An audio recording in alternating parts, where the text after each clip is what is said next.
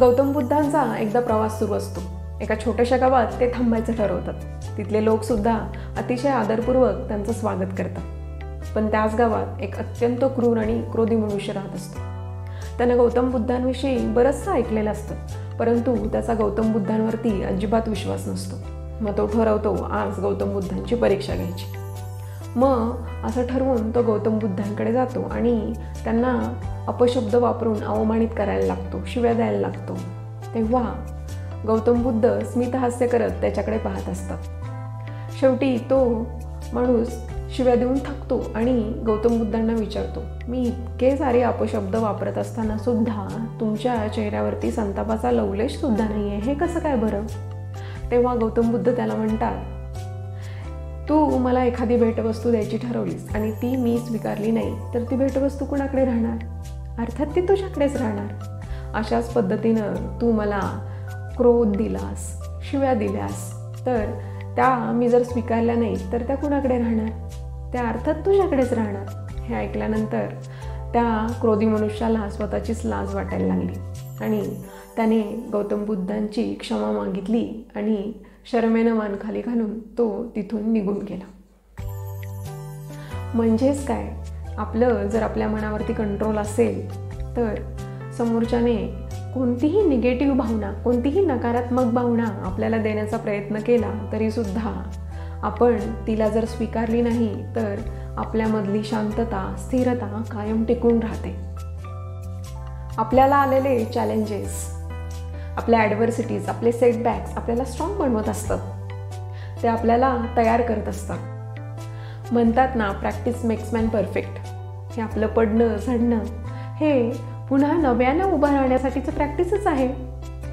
आपली ही चॅलेंजेस आपलं लाईफ अगदी ट्रान्सफॉर्म करून टाकतात. सुरुवातीला आपण अगदी गडबडून जातो खरं.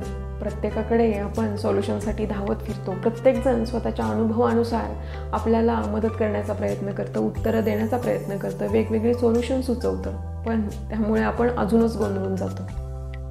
चुका करत करत, नवीन मार्ग शोधत आपण धडपडत असतो.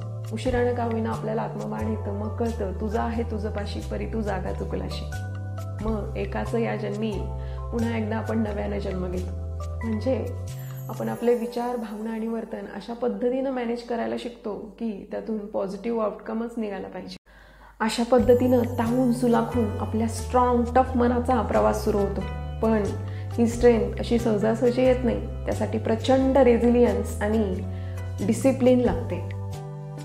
फ्रेंड्स, दिवसातला काही वेळ, अगदी अर्धा तास स्वतःसाठी आपण काढूयात का? त्यामध्ये अगदी no TV, no social media, no any friends, no any relatives, no one, right? So first point is practice self compassion. Be kind to yourself, at least during the tough situations, challenging situations.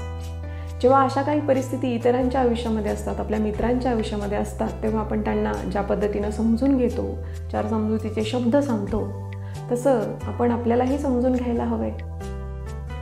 Pat your own back and say yourself, I am there for you.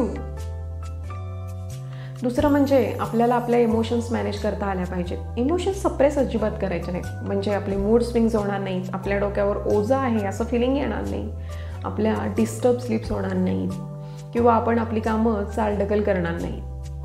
त्यासाठी emotional regulation techniques आहेतच, जसं की journaling. म्हणजे दिवसभरातले हटके आणि खटके events आपण त्यामध्ये लिहून ठेवू शकतो.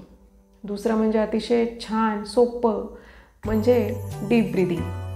आणि तिसरं म्हणजे कोणतंही काम करत असताना माइंडफुलनेसने काम करणं. तिसरा मुद्दा येतो बिल्ड रेझिलियन्स. आपण आपल्या आयुष्यात येणाऱ्या संकटांकडे अतिथी देवो भव असं जर बघितलं तर, म्हणजे लक्षात घ्या, पहिला मुद्दा म्हणजे ते अतिथी आहेत, म्हणजे ते जाणार आहेत. पण जेव्हा आपण त्यांच्याकडे अतिथी देवो भव असं बघतो तेव्हा आपण संकटांपुढे गिवअप करणार नाही आहोत.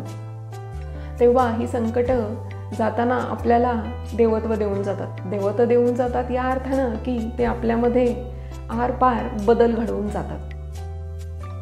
तेव्हा लक्षात घ्या, आयुष्यामध्ये जरी सेटबॅक्स आले तरी आपण गिवअप न करता त्यातून नवीन काहीतरी शिकूयात. रादर आपण शिकतोच. So, cultivate the mindset of bouncing back stronger. यातला चौथा आणि महत्त्वाचा मुद्दा म्हणजे नाही म्हणायला शिकूयात. काही ठिकाणी नाही म्हणणं गरजेचं असतं, पण अशा ठिकाणी आपण जर नाही म्हटलं तर आपली एनर्जी ड्रेन होते हो. So dear friends, protect your energy by setting boundaries with the people and some situations. आपलं इनर सर्कल, आउटर सर्कल ठरवून घ्या. इनर सर्कलमधली लोकं कोणती, आउटर सर्कलमधली लोकं कोणती हे समजून घ्या. म्हणजे आपल्याला नको त्या गोष्टींचा ताण येणार नाही. म्हणजे मग आपण स्वतःच्या प्रोग्रेसवरती फोकस करायला शिकू. आपण इतरांशी कंपेअर करायचं बंद करू, कारण प्रत्येकाचा प्रवास वेगळा आहे. आपण अशाच लोकांसोबत राहायचं जे आपल्याला सपोर्ट करतात, आपल्याला अपलिफ्ट करतात. Avoid the toxic people and toxic environments which drain you emotionally. 5th point is develop the problem solving skills. नेहमी सोल्युशन फोकस्ड राहायचं. वेगवेगळे सोल्युशनचे ऑप्शन शोधायचे. एखादा ऑप्शन सिलेक्ट करायचा आणि ॲक्शन प्लॅन तयार करून ॲक्शन घ्यायला सुरुवात करायची. त्या प्रॉब्लेममध्ये अडकून बिलकुल राहायचं नाही. By incorporating this things we can strengthen our mental resilience and better handle life challenges.